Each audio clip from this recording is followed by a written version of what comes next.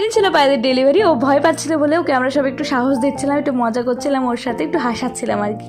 তারপরেই আমরা এখানে ওয়েট করছিলাম, কারণ বিকালে ডেলিভারি হওয়ার কথা ছিল আর কি। তারপরে বিকেলেও হয়ে যায়, ডাক্তারবাবু চলে আসে, জিজিও চলে আসে তার মধ্যে।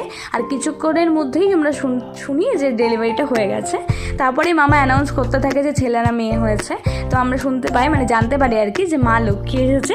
আর এই কথাটা শোনার পর আমার মামির রিয়াকশনটা দেখো, মানে দিদুন হওয়ার যে খুশিটা, নাতনি পাওয়ার খুশিটা, এটা মামির মুখে পুরো মানে বোঝা যাচ্ছিলো আর কি। আমরা সবাই খুব খুশি ছিলাম, সবার মুখে হাসি ছিল। তারপরেই মা আর জিজু ফার্স্ট পুচকুকে দেখতে যায়, আর মা আর জিজুর রিয়াকশানটাও দেখার মতন ছিল, ওটাও তোমরা ভিডিওতে দেখতে পারবে। মানে বাবা হওয়ার খুশি আর আমার মায়ের দিদুন হওয়ার খুশিটাও দেখার মতন ছিল। পুচকুকে দেখে ওদের খুশিটা মানে ভাবা যাচ্ছিল না আর কি, মানে আমরাও খুব খুশি ছিলাম। তারপরে আর কি মিষ্টি মাছটা খাওয়া হয়, আর পুচকু আর পায়েল দিকে দেখতে যাওয়া হয়, তারপরে বাড়ি ফিরে আসা। এই ব্লগটা এইটুকুনি, দেখা হচ্ছে নেক্সট ব্লগে। টাটা।